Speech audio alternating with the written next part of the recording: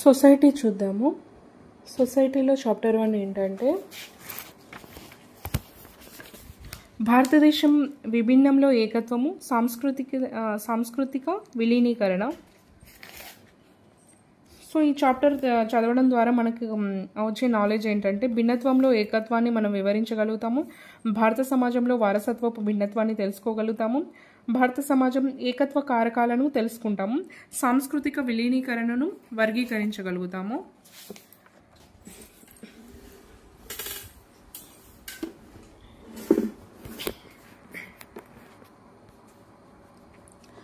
భారతదేశానికి 5000 సంవత్సరాల ఘన చరిత్ర కలదు. ప్రపంచ పురోగతికి, నాగరికతకు విస్తృతమైన లోతైన అంతులేని భారతీయ సంస్కృతి లెక్కనేలంతగా సహకారం అందించింది. ఒక ప్రత్యేక సంస్కృతి లక్షణాలు 2 అవసరాలను పూర్తి చేయగలగాలి. అందులో ఒకటి ఉమ్మడితత్వం. భారతీయ సంస్కృతి వ్యవస్థ వివిధ సాంస్కృతిక అంశాలతో తయారు చేయబడింది. ప్రతి సాంస్కృతిక అంశము భారత సంస్కృతిలో దర్శనమిస్తుంది. ఈ అంశాలు తమదైన ప్రత్యేక వ్యక్తిత్వంతో భారతీయ సాంస్కృతికం ప్రధాన స్రవంతికి ప్రాతినిధ్యం వహిస్తాయి. రెండవది ఏంటంటే భారతీయ సంస్కృతి ప్రత్యేకతకు మరో గుర్తెరిగిన వ్యక్తిత్వము ఇది ప్రముఖ పాత్ర వహిస్తుంది. భిన్నత్వంలో ఏకత్వం చూస్తున్నట్లయితే భిన్నత్వంలో ఏకత్వం అనేది భారత సమాజంలో ఎక్కువగా గమనించదగిన లక్షణము. భారతీయ స్వీయ గుర్తింపులో ఇది ఒక భాగము. అనేక మంది విదేశీ యాత్రికులు భారతీయ సమాజంలో భిన్నత్వం గురించి తమ రచనల్లో విస్తృతంగా పేర్కొన్నారు. ఏకత్వం అనగా సమగ్రత. ఇది ఒక సామాజిక మానసిక స్థితి. అందరం ఒకటే మనం అనే భావననిస్తుంది. సమాజ సభ్యులందరూ కలిసి ఉండే విధంగా బంధం ఏర్పరుస్తుంది. ఏకత్వము, ఏకరూపత భిన్నమైన భావనలు. ఏకరూపత ఉమ్మడితత్వాన్ని ముందే ఊహిస్తుంది, కానీ ఏకత్వం ఊహించలేదు. ఏకత్వం 2 రకాలు. ఏకరూపత నుండి పుట్టిన ఏకత్వము విభేదాల మధ్య ఉదయించినది మరో ఏకత్వము. సాహిత్యపరంగా భిన్నత్వం అనగా విభేదాలు. అయితే సామాజిక సందర్భంలో ఇది చాలా ప్రత్యేకమైంది. దీని అర్థము ప్రజల మధ్య ఉమ్మడి విభేదాలు సమూహాలను వేరు చేస్తూ గుర్తింపబడము. ఈ విభేదాలు జైవిక, మత, భాష, సంస్కృతి, విభిన్న వైఖరులు, జీవన శైలి, శృతి, పాట, నృత్యము, సంగీతం తదితరాలు. ఉదాహరణకు జాతి వైరుధ్యానికి కారణం జైవిక సంబంధమైన విభేదాలు, మతపరమైన విభేదాలకు కారణం భిన్న మతాలుంచడము. భిన్నత్వాన్ని ఉమ్మడి విభేదాలు ఉండడం మనం గుర్తించాలి. ఏకరూపతకు వ్యతిరేకమైంది భిన్నత్వము. ఏకరూపత అనగా ప్రజలలో ఒక విధమైన సారూప్యత లక్షణము కలది. యుని అనగా ఒకటి, ఫామ్ అనగా ఉమ్మడి మార్గాలు. ప్రజల మధ్య ఏదైనా విషయంలో సారూప్యత ఉంటే దానిని మనం వారిలో ఏకరూపతగా చెప్పవచ్చు. వివిధ జాతులు, మతాలు, సంస్కృతుల నుంచి వచ్చిన భిన్నత్వాన్ని సూచిస్తుంది. కావున భిన్నత్వం అనగా వైవిధ్యము. మొగస్తనీస్ 1315 BC, షాహియాన్ 405 నుంచి 411 AD, హుయాన్ సాంగ్ 603 నుంచి 644 AD, అల్బెరుని 1030 AD, మార్కోపోలో వచ్చేసి 1288 నుంచి 1293 AD. భటువా మొదలైన విదేశీ యాత్రికులు భారతీయ సమాజపు భిన్నత్వం గురించి తమ రచనలో విస్తృతంగా పేర్కొన్నారు. సో ఇక్కడ ఏంటంటే క్రోనాలజీ కూడా అడుగుతాడు. ఫస్ట్ ఎవరంటే మొగస్తనీస్, తర్వాత షాహియాన్, నెక్స్ట్ హుయాన్ సంగ్, నెక్స్ట్ ఆల్బర్ని, లాస్ట్లో మార్కోపోలో. జవహర్లాల్ నెహ్రూ తన పుస్తకం ది డిస్కవరీ ఆఫ్ ఇండియాలో భారతీయ ఏకత్వం అనేది బయట నుండి సంగ్రహించింది కాదని, ఇది నమ్మకాలు, ఆచారాలను పాటించే లోతైన విషయంగా ప్రతి విషయాన్ని రకాలను ఉత్సాహపరుస్తూ స్వీకరించేదిగా పేర్కొన్నారు. భారతదేశాన్ని వివరిస్తూ నెహ్రూ భిన్నత్వంలో ఏకత్వం అనే పదబంధాన్ని తొలిసారిగా వినియోగించారు. నెక్స్ట్ వచ్చేసి భారతీయ సామాజిక సాంస్కృతిక భిన్నత్వ కారకాలు చూసుకున్నట్లయితే భారతీయ సాంస్కృతిక వ్యవస్థలోని అత్యంత ప్రముఖ లక్షణాలలో భిన్నత్వం ప్రత్యేకమైంది. ఈ వ్యవస్థలో హెలెనిక్ సంస్కృతి, ఇస్లాం సంస్కృతి, పర్షియా సంస్కృతి, ఆంగ్ల సంస్కృతి, చైనీస్ సంస్కృతి వంటి విభిన్న సాంస్కృతిక అంశాలున్నాయి. ఈ భిన్నత్వానికి కారణం బహుముఖమైంది. ఆక్రమణదారుల ద్వారా తీసుకురాబడిన పరాయి విదేశీ సంస్కృతి ముఖ్యమైంది. ఉదాహరణకు 1526లో ఢిల్లీలో పాలకులైన ఇబ్రహీం లోడిని బాబరు ఓడించిన తర్వాత ఏర్పడిన మొఘల్ సామ్రాజ్యం భారతీయ ముస్లిం సంస్కృతి ఆరంభమైంది. బాబరుకు మధ్య ఆసియా ప్రాంతపు మంగోలియా తెగకు చెందిన వ్యక్తి ఈయన. ఇతను టర్కీ రాజైన తైమూరు వంశానికి చెందినవాడు. భారతదేశంలో బ్రిటిష్ వారి వలసవాద పాలన 200 సంవత్సరాల పాటు కొనసాగింది. ఈ సమయంలో భారత్లో ఆంగ్ల సంస్కృతి వ్యాప్తి చెందింది. భారతీయ సంస్కృతిలో వివిధ రకాల వ్యవహారిక సంస్కృతిలో విభిన్న లక్షణాలున్నాయి. వివిధ కాలాలు, పరిస్థితులు, వాతావరణం, అభివృద్ధికి అనుగుణంగా సంస్కృతులు ఏర్పడ్డాయి. కాలానుగుణంగా భాషాపరంగా చూస్తే వేద సంస్కృతి, ఆర్యుల ద్రవిడ, బ్రాహ్మణ, మరాఠీ, పంజాబీ, అస్సామీ సంస్కృతులు ఏర్పడ్డాయి. జైన, బౌద్ధ, ఇస్లాం, క్రైస్తవ, సిక్కు, బహాయి సంస్కృతులు ఆధునిక కాలంలో మతపరమైనవి. భారతీయ సంస్కృతిలో విభిన్నత్వంలో పురాతన తత్వము ప్రకాశవంతము, కీర్తివంతమై ప్రపంచవ్యాప్తంగా ప్రదర్శితమవుతుంది. భారతీయ సమాజ సంస్కృతిలో కొన్ని భిన్నత్వ కారకాలను చూసుకున్నట్లయితే అందులో భౌగోళిక అంశాలు చూసుకున్నట్లయితే విభిన్న వాతావరణ పరిస్థితులు, ప్రాంతాలు, నేల రకాలు, సహజ వనరులు, చర్మం రంగు మొదలైన భౌగోళిక వాతావరణంలో భిన్నత్వాన్ని ప్రతిబింబిస్తున్నాయి. భౌగోళిక లక్షణాల్లో భిన్నత్వం కారణంగా ఆహారపు అలవాట్లు, వేషధారణ, పండుగలు, సాంస్కృతిక ప్రక్రియలో భిన్నత్వం ఏర్పడింది. ఎత్తైన హిమాలయ శ్రేణులలో ఇరువైపులా పశ్చిమాన ఎడారి ప్రాంతం కావడంతో మిగతా ఆసియా ఖండానికి సంబంధం లేకుండా ఒక ప్రత్యేక వైవిధ్యతతో కూడిన భౌగోళిక ప్రాంతంగా భారతదేశం గుర్తింపబడింది. అయితే ఆర్థిక వ్యవస్థ ఉమ్మడి లక్షణాల అభివృద్ధికి దారితీసింది.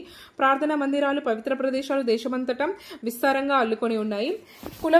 కుల భిన్నత్వం చూసుకున్నట్లయితే భారతీయ సమాజంలో కులం చాలా ప్రాధాన్యత గల సామాజిక భావన. ఇది కొన్ని వేల సంవత్సరాలుగా కొనసాగుతూ కేవలం హిందూ మతానికి పరిమితం కాకుండా ఇస్లాం, క్రైస్తవ మతాలకు కూడా వ్యాపించింది. ఇస్లాం, క్రైస్తవ, సిక్కు తదితర అన్య సముదాయాలలో ఈ ప్రస్తావన ఉంది.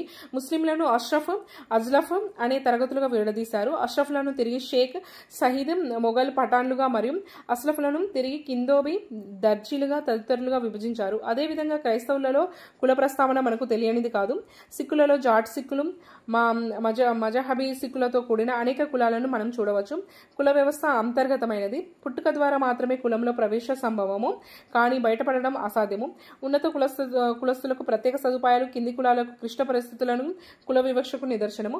పవిత్రత, అపవిత్రత, ఆహారం, పెండ్లి, తాకడము వంటి నియమాలు, ఆంక్షల ద్వారా కులాన్ని నిర్వహిస్తూ కొనసాగిస్తున్నారు. కులం ప్రాంతీయ పరంగా కుల శ్రేణిలో ఆచారాలు, ప్రవర్తనలు, వివాహ నియమాలు, కులాధిపత్యం వివిధ రూపాలలో భారతదేశంలోని వివిధ ప్రాంతాల్లో కనిపిస్తుంది.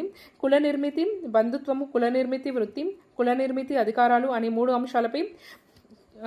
మూడు అంశాలను చర్చించుకుందాము. కుల నిర్మితి వృత్తిలో వైవిధ్యము భారతదేశం సామాజిక వ్యవస్థలో వ్యక్తమవుతుంది. పారంపర్యత గల కులం వృత్తులలో కలిసి ఉండడం అనేది కుల వ్యవస్థ ముఖ్య లక్షణము. గ్రామాలలోని వివిధ కుల సమూహాలు ఆర్థిక, సామాజిక ఆచారాలతో ముడిపడి ఉండడం జాజ్మానీ వ్యవస్థ. జాజ్మానీ వ్యవస్థ అంటే ఏంటంటే గ్రామాలలోని వివిధ కుల సమూహాలు ఆర్థిక, సామాజిక ఆధారాలతో ముడిపడి ఉండడము. ఈ వ్యవస్థలో కొన్ని కులాలు పోషకులుగా, మిగతావి సేవలు అందించేవిగా ఉన్నాయి. సేవ చేసే కులాల వారు ఉన్నత భూస్వాములకు, మధ్యతరగతి కులాల వారు తమ సేవలను అందిస్తారు. దీనికి డబ్బు లేదా వస్తు రూపేణ ప్రతిఫలం అందుతుంది. ప్రాంతీయత, సామాజిక, రాజకీయ, ఆర్థిక స్థితి ఆధారంగా పోషక కులాలుగా మారుతుంటాయి. ఉదాహరణకు ఉత్తరాదిలో రాజ్పుత్, భూమిహార్, జాట్లు, దక్షిణాన కమ్మ, రెడ్డి, లింగాయతులు పోషక కులాల వారు. బ్రాహ్మణులు, పురోహితులు, మంగలి, చాకలి, కుమ్మరి, వడ్రంగి, కంసాలి, చర్మకారుడు తదితర రంగాల్లో సేవకులుంటారు. భూస్వామి, కౌలుదారు, జాజ్మనీ వ్యవస్థలో ఉన్నవారి గురించి తెలుసుకోవడం ముఖ్యము. ఎంఎన్ శ్రీనివాస అభిప్రాయంలో గ్రామాలలో సంఖ్యాపరంగా బలముండి ఆర్థికంగా, రాజకీయంగా ప్రభావితం చేస్తూ ఆధిపత్యం వహించేవి ఆధిపత్యం కులం అని పేర్కొన్నారు. ఆధిపత్య కులం ప్రాతిపదికనకు ప్రమాణాలు, భూమి, ఆర్థిక వనరులపై నియంత్రణ, సంఖ్యాపరమైన బలము, కుల శ్రేణిలో ఉన్నత స్థాయి, సభ్యుల విద్య, పరిపాలన స్థాయి, ఈ అంశాలన్నింటినీ కలిపి ఒక కుల సమూహం రాజకీయాధిపత్యం వహించే విధంగా చేస్తాయి.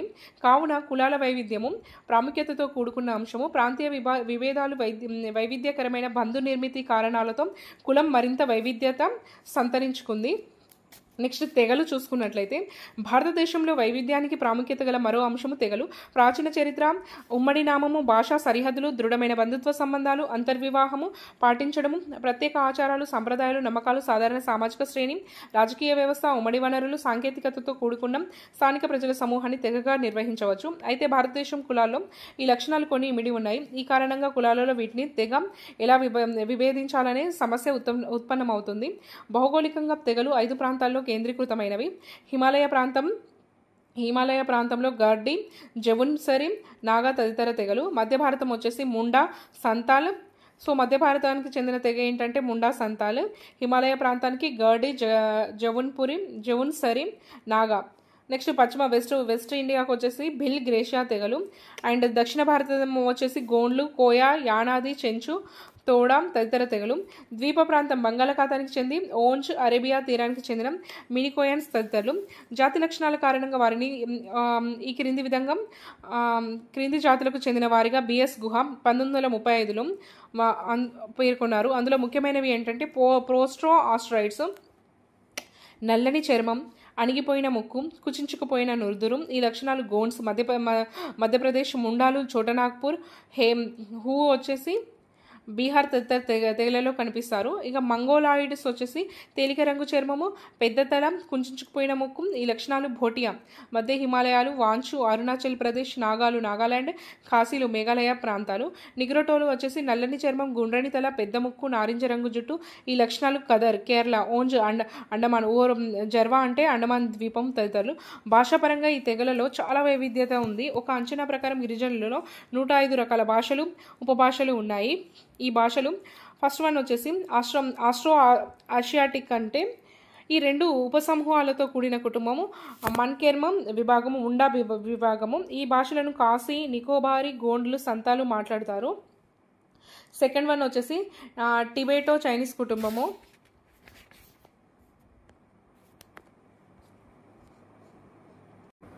టిబెటో చైనీస్ కుటుంబము, సియామీస్ చైనీస్, టిబెటో బర్మన్ ఉపకుటుంబాలు. ఉత్తర తూర్పు సరిహద్దు ప్రాంతానికి చెందిన కామ్టీలు సియామీస్ చైనీస్కు ఉపతెగ. టిబెటో బర్మన్లలో అనేక ఉపతెగలున్నాయి. నాగాలాండ్లోని తెగలు, డార్జిలింగ్లోని తెప్చాలు టిబెట్ బర్మన్ భాషను మాట్లాడతారు.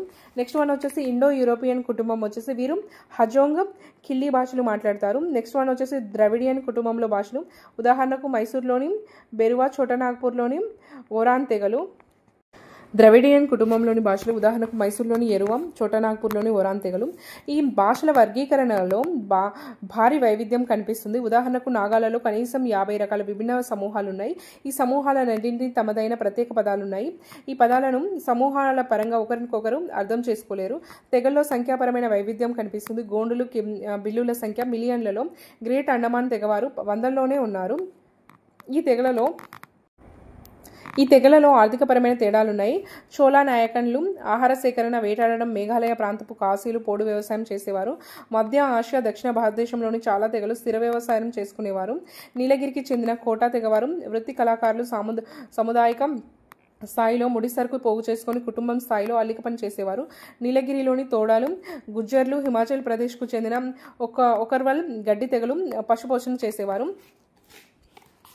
నెక్స్ట్ ప్రాంతీయత చూసుకున్నట్లయితే వివిధ రకాల అవసరాలకు సామాజిక సమితి కేంద్రమే ప్రాంతము. ప్రాంతం కాలక్రమేణా వైవిధ్యపరమైన కారణాలతో ప్రత్యేక సరిహద్దులతో వేరుపడుతుంది. భౌగోళిక నేల స్వభావం, మతం, భాష, ఆచారాలు, సామాజిక, ఆర్థిక, రాజకీయ అభివృద్ధి దశలు, ఉమ్మడి చారిత్రక సాంప్రదాయాలు, అనుభవాలు, ఉమ్మడి నివాస విధానము, మనమంతా ఒకటే అనే భావనలున్నాయి. వైవిధ్యాలు మనమంతా ఒకటే అనే భావన ప్రాంతీయతను పెంపొందిస్తుంది. ప్రత్యేక భౌగోళిక వాతావరణం ప్రాంతీయతను దారితీస్తుంది. భారతీయ సంస్కృతి ప్రత్యేక లక్షణమే ప్రాంతము. కొంతమంది విద్యావేత్తలు దీనిని ఉష్ణమండల ఉపఖండపు సంస్కృతిగా పిలుస్తారు. భౌగోళికత దృశ్యం హిందూ మహాసముద్రంలో చొచ్చుకొని ఉన్న ప్రత్యేక ద్వీపంగా భారతీయ ఉపఖండం కనిపిస్తుంది. భౌగోళిక విడిగాను ఉండడము ఉష్ణమండలం ప్రాంతీయపరంగా భారతీయ సంస్కృతికి దన్నుగా నిలుస్తుంది. భౌగోళిక సాంస్కృతిక గుర్తింపు ప్రాంతీయ చైతన్యం ద్వారా ప్రాంతీయ గుర్తింపు వస్తుంది. ఆర్థిక అసమానతలు ప్రాంతీయ చైతన్యానికి దారితీస్తూ రాజ్యానికి, సముదాయానికి మధ్య విభేదాన్ని తావిస్తుంది. ప్రజల సంక్షేమం, సామాజిక సాంస్కృతిక పరిరక్షణలో రాజ్యం నిర్లక్ష్యంగా వ్యవహరిస్తే వాటిని పరిరక్షించుకోవడానికి ప్రత్యేక పరిపాలన వ్యవస్థ, రాష్ట్రం లేదా స్వేచ్ఛాయుత కౌన్సిల్ ఏర్పాటు చేయమని సముదాయం డిమాండ్ చేస్తుంది. ఈ విధమైన ఉద్యమం కారణంగా ఛత్తీస్గఢ్, జార్ఖండ్, తెలంగాణలు విజయవంతంగా ఏర్పడ్డాయి. మతపరమైన భిన్నత్వం చూసుకున్నట్లయితే లౌకిక భారతఖండం హిందూ, ముస్లిం, క్రైస్తవ, సిక్కు, బౌద్ధ, జైన, జొరాస్ట్రియన్, జుడాయిజం మొదలైన మతాలకు పుట్టినిల్లు అని అవి. సో హిందూ మతం గురించి చూసుకున్నట్లయితే 80% పైగా ప్రజలు పాటిస్తున్న ఆధిపత్య మతము. అంతర్లీనంగా ఉన్న హిందూ సిద్ధాంతాలను నిర్వచించడం కష్టము. సిద్ధాంతం, ఆచరణలో వైవిధ్యత కలిగి ఉన్న ఒకే మతం బహుశా హిందూ మతం మాత్రమే. దీనిని సర్వమతాల సంగ్రహంగా చెప్తారు. హిందూ మతాన్ని సర్వమతాల సంగ్రహంగా చెప్తారు. దీనికి ఫలానా వ్యక్తి పునాది అని చెప్పలేము. దీనికి ఏకైక ప్రత్యేక పవిత్ర గ్రంథం అంటూ లేదు. ఒకవైపు అంతిమ సత్యాన్ని శోధిస్తుంది, మరోవైపు ఆత్మ, చెట్లు, జంతువుల పట్ల మత విశ్వాసం ఉంది. దేవులకు సంబంధించిన పండుగలు, వేడుకలు మాత్రం మాత్రమే కాకుండా సూర్యుడు, చంద్రుడు, గ్రహాలు, నదులు, సముద్రాలు, చెట్లు, జంతువులు కూడా ఉన్నాయి. దీపావళి, హోలీ, దసరా, గణేష్ చతుర్థి, ఉగాది, సంక్రాంతి, జన్మాష్టమి, రామనవమి, శివరాత్రి హిందువుల ప్రముఖ పండుగలు. భారతీయ సాంప్రదాయానికి గొప్ప ప్రభావాన్ని కలిగిస్తున్నాయి. ఋగ్వేదము, ఉపనిషత్తులు, రామాయణము, భగవద్గీత హిందువుల పవిత్ర గ్రంథాలు. భారతదేశమంతటా హిందువులు అనేక దేవుళ్లను ఆరాధిస్తారు. వీరిలో ముఖ్యమైన వారు త్రిమూర్తులు, బ్రహ్మ, విష్ణు, శివుడు. వీరు వరుసగా సృష్టికర్తలు, కాపాడేవారు, ఆయన రక్షకుడు, వినాశకారి, ధర్మ సంస్థాపకులు. సో సృష్టికర్త బ్రహ్మ, కాపాడేవాడు విష్ణువు, అండ్ వినాశకారి వచ్చేసి శివుడు. విగ్రహారాధనతో కూడిన బహుదేవతారాధన, ప్రకృతి ఆరాధన హిందుత్వంలో కనిపిస్తుంది. ఇంకా నెక్స్ట్ ఇస్లాం మతం చూసుకున్నట్లయితే 7వ శతాబ్దంలో అరబీ వ్యాపారస్తులు మలబార్ తీరానికి రాకతో ఇస్లాం మతం మొదలైంది. ఇస్లాం మతంలో అల్లా ఒక్కడే దేవుడు, అతనికి సమర్పించుకోవడం వల్ల శాంతి లభిస్తుంది. ఇస్లాం మత కోణంలో మతం వారి జీవితంలో భాగం కాదు. కళలు, వాణిజ్యం మాదిరిగా ఇది ఒక కార్యక్రమం కాదు. ప్రాపంచికం దృష్టితో జీవన విధానంలో అన్ని కార్యక్రమాలు చేపట్టిదిగా ఒక మాతృకగా మతాన్ని పరిగణించారు. ఇస్లాం మతపు ప్రధాన పునాదులు వచ్చేసి పవిత్రమైన ఖురాన్, ఇస్లాం మతపు కేంద్ర బిందువు. గ్రాబ్రియోల్ జిబ్రాల్ అనే దేవత ద్వారా దేవుడు మహమ్మద్ ప్రవచించిన విషయాలలో కూడినది ఖురాన్. పవిత్రమైన ఖురాన్ ఇస్లాం మతపు కేంద్ర బిందువు. గ్యాబ్రియోల్, ఇతన్నే జిబ్రాల్ అనే దేవత ద్వారా దేవుడు మహమ్మద్ ప్రవచించిన విషయాలతో కూడినది ఖురాన్. నెక్స్ట్ వన్ వచ్చేసి దేవుడు సందేశం ఇవ్వడానికి దేవుని అవతారంగా ప్రవక్త మహమ్మద్ను భావించారు. థర్డ్ వన్ వచ్చేసి ప్రవక్తచే ప్రవచింపబడిన పవిత్ర గ్రంథం హడిల్. ఇందులో న్యాయ, నైతిక, ఆధ్యాత్మిక ప్రవచనాలు ఉన్నాయి. అండ్ నెక్స్ట్ వన్ వచ్చేసి షరియత్, దేవుని చట్టంలో ప్రతి ముస్లిం పుట్టుక నుండి మరణం దాకా నడుచుకోవాల్సిన విధానాన్ని తెలియజేస్తుంది. అండ్ నెక్స్ట్ వన్ వచ్చేసి ఇస్లాంలో అంతర్లీనంగా ఉన్న ఆధ్యాత్మికత గురించి తారికతలో పేర్కొన్నారు. అండ్ నెక్స్ట్ వచ్చేసి హజ్, మక్కా సందర్శించడము. ఇంకొకటి ఒకే దేవుణ్ణి పూజించడము, తాహిత్, ప్రార్థనలు అంటే నమాజ్, ఉపవాసం, రోజా, దానం, జకత్, తీర్థయాత్రని హజ్ అని అంటారు. మొదలైనవి ముస్లింలు ప్రధాన సూత్రాలు. దేవుణ్ణి పూజించడాన్ని ఏమంటారంటే తాహిద్ అంటారు, ప్రార్థనలని నమాజ్ అంటారు, ఉపవాసాన్ని రోజా అంటారు, దానంని జగత్ అంటారు. జగత్ అంటే ఏంటనేసి ప్రీవియస్ ఇయర్ బట్ దానం అంటే జగత్, హజ్ అంటే తీర్థయాత్ర. నెక్స్ట్ వచ్చేసి క్రైస్తవ మతం గురించి చూసుకున్నట్లయితే క్రైస్తవ మతం వివిధ దశలలో భారతదేశానికి వచ్చింది. సిరియన్ క్రైస్తవ సాంప్రదాయం ప్రకారం జీసస్ 12 గురు శిష్యులలో ఒకరైన అఫ్టోస్టల్ థామస్ 52 AD ప్రాంతంలో కొచ్చిన్ ప్రాంతానికి వచ్చాడు. 3వ క్రైస్తవ మత అంశాలు దేవదూతగా జీసస్ పై నమ్మకం ఉంచడము, ప్రత్యక్షంగా సేవ చేయడము, ఇరుగు పొరుగు వారిని ప్రేమించడము. నెక్స్ట్ వచ్చేసి క్యాథలిక్ల జనాభా ఎక్కువ. అన్ని మత వ్యవహారాలలో పోప్ పెద్దగా వ్యవహరిస్తారు. క్రైస్తవులందరికీ బైబిల్ అనేది పవిత్ర గ్రంథము. నెక్స్ట్ వచ్చేసి సిక్కు మతము. 16వ శతాబ్దంలో భారతదేశంలోని పంజాబ్ రాష్ట్రంలో సిక్కు మతం ఆవిర్భవించింది. గురునానక్ సిక్కు మత స్థాపకుడు. ఇతను తన చిన్ననాటి నుండి హిందూ, ముస్లిం మత గురువుల పట్ల ఆకర్షితుడయ్యాడు. 10వ గురువైన గురు గోవింద్ సిక్కుల ఆత్మరక్షణ కొరకు మిలిటరీ శిక్షణ ఇచ్చాడు. 1999లో బైసాఖీ రోజున ఆనందపూర్ వద్ద గురు గోవింద్ సింగ్ సిక్కులందరినీ తన ఎదుట తప్పనిసరిగా హాజరవ్వమని ఆదేశించాడు. తర్వాత కల్సా అంటే పవిత్రులను ఏర్పరిచారు. వారిలో 5 పంజా ప్యారిస్ అంటే గురువు ఆరాధనకై ఎన్నుకోబడతారు. వారికి అమృత ఇవ్వడం ద్వారా వారికి కల్సాలో ప్రవేశం కల్పించారు. అండ్ నెక్స్ట్ వచ్చేసి కల్సాలోని సభ్యులందరూ 5 చిహ్నాలను ధరిస్తారు. అవి ఏంటంటే 5 KS, కత్తిరించుకోకూడని జుట్టు, దువ్వెన, స్త్రీలు కంకణము, కత్తి, కల్సాలోని మగవారిని సింహము, ఆడవారిని కౌరుగా పిలుస్తారు. అండ్ నెక్స్ట్ వచ్చేసి సిక్కు మతంలో ఏకదేవతారాధన ఉంది. వీరు కుల వ్యవస్థకు వ్యతిరేకము, అందరూ సమానమని నమ్ముతారు. హిందుత్వంలోని కర్మ, పునర్జన్మ భావనలు అంగీకరిస్తారు. అండ్ నెక్స్ట్ వచ్చేసి జైన మతము. జైన మతము ఒక మత సంప్రదాయం. భారతదేశంలోని బౌద్ధ మతం ఏర్పడిన సమయంలోనే ఈ మతం ఏర్పడింది. జైనులలో విజేత ఒకరైన మహావీరుడు అయిన టైం పీరియడ్ వచ్చేసి 599 నుంచి 527 BC జైనతత్వాన్ని బోధించాడు. ఇది అవినీతికి వ్యతిరేకంగా ఉద్యమించింది. జైన అనే పదం జినా నుండి తీసుకొనబడింది. జైన మతంలో అంతర్లీనంగా ఉన్న తత్వము సర్వసంగ పరిత్యాగము. స్వీయ విజయం ద్వారా విజ్ఞానాన్ని పొందవచ్చు. పూర్తి సంయమనం, ఐహిక బంధాలను, సుఖాలను పరిత్యజించడం వంటివి జీనాస్ తీర్థంకరులు అభ్యసించారు. అనగా వస్తు ఐశ్వర్యాల నుండి ఆధ్యాత్మికత వైపు, భవబంధాల నుంచి స్వేచ్ఛ వైపు పయనించడము. ఇందులో 24 తీర్థంకరులు ఉన్నారు. మొదటివారు రిషభ్. 24వ తీర్థంకరుడు వచ్చేసి మహావీరుడు. ఇందులో రెండు ప్రధాన తెగలున్నాయి. అవి ఏంటంటే శ్వేతాంబర్లు, తెల్ల వస్త్రాలు ధరిస్తారు వీళ్ళు. దిగంబర్లు అసలు బట్టలు ధరించరు.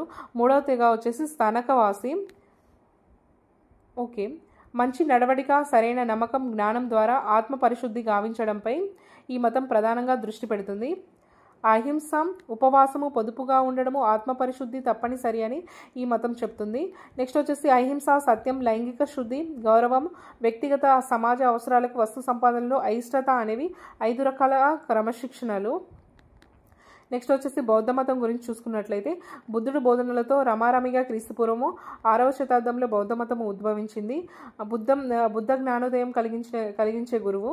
ధమ్మ గురువు అందించిన సిద్ధాంతము. సంఘ వచ్చేసి బుద్ధుడు ప్రబోధించిన సిద్ధాంతాలపై నమ్మకం ఉన్న సముదాయము. ధమ్మకు 4 అర్థాలున్నాయి. అవేంటంటే సంపూర్ణ నిజం, సరైన నడవడిక, సిద్ధాంతం, అనుభవాలతో కూడిన చివరి అంకము. నెక్స్ట్ వచ్చేసి 4 గొప్ప సత్యాలు ఏంటంటే బాధ అనేది ఉంది. బాధకు కారణం ఏంటంటే కోరిక. బాధకు కారణాన్ని తొలగించవచ్చు.